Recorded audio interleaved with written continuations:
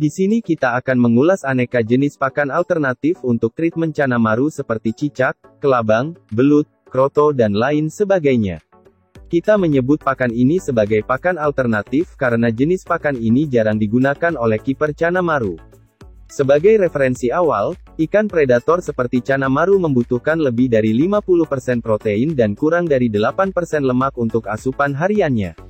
Sebagian kiper juga percaya protein tinggi dan vitamin D juga dapat memicu pertumbuhan bunga. Meski kami sendiri belum bisa memastikan hal itu. Oleh karenanya, kami masih melakukan sejumlah eksperimen pembuktian. Dengan review nutrisi beberapa pakan ini diharapkan Anda dapat menentukan pakan yang baik untuk cana maru Anda. Sebagai catatan, kami tidak mendorong Anda untuk menggunakan pakan-pakan ini.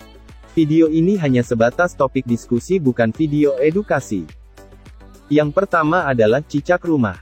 Ada berbagai jenis cicak rumah yang sering nampak di dinding rumah mulai dari cicak tembok atau Cosymbotus platyurus hingga common house gecko atau dengan nama ilmiah Hemidactylus frenatus. Cicak-cicak ini merupakan salah satu jenis pakan murah meriah karena Anda bisa mendapatkannya secara gratis. Tidak ada referensi yang menunjukkan kandungan nutrisi dari cicak rumah.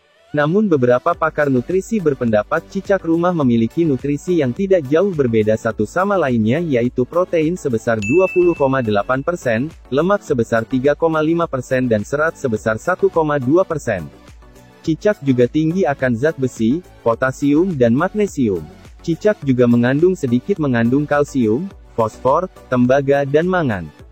Perlu Anda ketahui, cicak juga memiliki potensi mengandung parasit karena makanan utama cicak adalah nyamuk, lalat, laba-laba ataupun jenis serangga lainnya. Sehingga dalam tubuh cicak bisa saja berkembang sejumlah bakteri dan parasit. Meskipun begitu, persentase bakteri atau parasit yang berkembang dipercaya tidak begitu banyak hingga cicak dianggap masih aman jika dijadikan pakan ikan. Bila tak ingin repot berburu cicak, Anda dapat membelinya di toko online seharga Rp2.000 hingga Rp3.000 per ekor. Dilansir dari solopos.com, cicak kering kini telah diekspor hingga ke Vietnam untuk dijadikan pakan ikan. Yang kedua adalah belut. Dari data yang kami telusuri banyak artikel yang menulis mengenai kandungan nutrisi pada belut. Tapi di sini kami merujuk pada data Kemenkes melalui tabel TKPI, di mana disebutkan jika belut segar mengandung 81,5% air, dan 14,6% protein. Namun dalam keadaan kering tentu saja protein pada belut dikategorikan cukup tinggi. Sementara itu, dalam masa 100 gram belut segar juga mengandung 1,2 mg seng, 7,7 mg niacin, 0,20 mg tembaga, dan 0,12 mg riboflavin. Ini menunjukkan bahwa kandungan seng, niacin, tembaga, air, protein dan riboflavin termasuk cukup tinggi. Selain itu belut juga banyak mengandung vitamin A hingga 3787 IU. Belut dipercaya baik untuk membantu proses regeneratif sel, hingga recovery jaringan sel yang rusak seperti pada tubuh atau sirip ikan. Yang ketiga adalah kroto atau telur semut rangrang. Sebuah karya ilmiah Universitas Negeri Makassar menyebutkan, bahwa kroto mengandung protein sebesar 24,1%, 22% kadar air, karbohidrat sebesar 4,3%, lemak 42,2%, serta dalam 100 gram kroto mengandung fosfor sebanyak 230 mg, zat besi 10,4 mg, dan sejumlah vitamin seperti B1, B2, vitamin A, vitamin D dan niacin. Kelebihan dari kroto adalah kadar fosfornya yang sangat tinggi. Kita ketahui jika fosfor adalah salah satu mineral terpenting bagi ikan seperti cana maru untuk pertumbuhan dan mineralisasi tulangnya. Bila Anda memiliki baby maru, tentu saja kroto adalah pakan yang cukup tepat untuknya. Kekurangan dari telur semut rangrang untuk ikan seperti cana maru adalah kadar lemaknya yang cukup tinggi.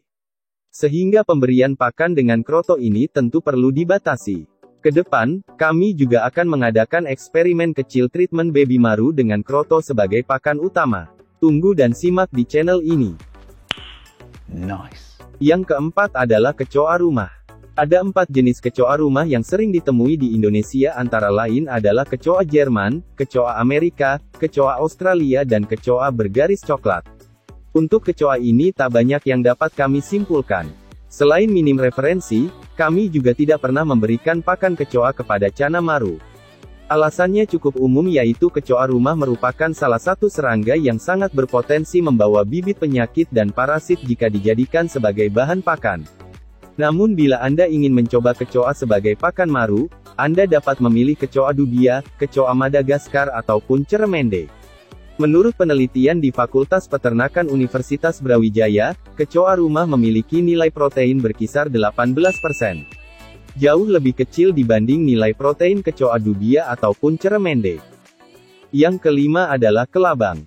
Kelabang memiliki lebih dari 2.800 jenis di seluruh dunia. Kelabang atau lipan bukan hal baru bagi pecinta arwana. Konon, binatang berbisa ini dianggap banyak mengandung zat besi oleh para pecinta arwana. Menurut situs nationalrank.com, kelabang merupakan hewan dengan kandungan protein dan lemak yang cukup rendah. Dituliskan jika lipan mengandung karbohidrat sebesar 6,9%. Selain itu, dalam 100 gram lipan juga mengandung 12,6 mg sodium.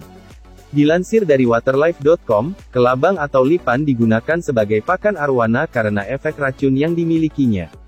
Prinsipnya, dalam proses pemberian pakan kelabang ke arwana, racun kelabang akan terus menumpuk di dalam tubuh ikan sehingga mempengaruhi sistem organnya. Reaksi berantai ini mengakibatkan perubahan warna pada sisik arwana.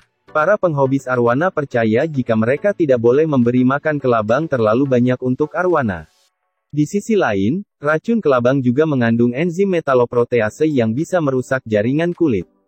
Lantas, bagaimana efek kelabang dengan cana maru? Anda dapat bereksperimen sendiri dan bagikan hasilnya kepada kami. Yang keenam adalah ikan teri. Ikan teri merupakan ikan dari keluarga Engraulidae yang biasanya hidup secara bergerombol dalam kawanan besar. Dalam keadaan basah, teri mengandung air sebesar 80%, protein 10,3%, lemak sebesar 1,4%, serat sebesar 4,1%, dan abu sebesar 4,2%. Sementara dalam keadaan kering dengan kandungan air 16,7%, teri mengandung protein hingga 68,7%. Jumlah yang cukup tinggi dibanding pakan lainnya. Teri kering juga mengandung lemak sebesar 4,2%. Selain itu, ikan teri juga mengandung sejumlah vitamin dan mineral, terutama kalsium, fosfor dan zat besi yang cukup tinggi. Meski jarang digunakan sebagai pakan, perlu diakui teri merupakan salah satu pakan terbaik. Tetapi keunggulan teri ini sebanding pula dengan harganya yang cukup tinggi. Teri kualitas premium dapat dijual hingga Rp150.000 per kilo. Yang ketujuh adalah belalang. Bukan hal yang aneh jika serangga yang satu ini dijadikan bahan pakan. Tidak hanya untuk ikan, bahkan belalang juga menjadi konsumsi manusia. Ada beberapa jenis belalang yang umum di Indonesia seperti belalang kayu, belalang batu, atau belalang hijau. Serangga hama ini, menurut pakar ilmu gizi dari Institut Pertanian Bogor, IPB, disebutkan jika dalam keadaan segar, belalang memiliki kandungan protein sekitar 20%, sementara pada keadaan kering, protein belalang berkisar 40%. Belalang juga kaya akan sejumlah vitamin.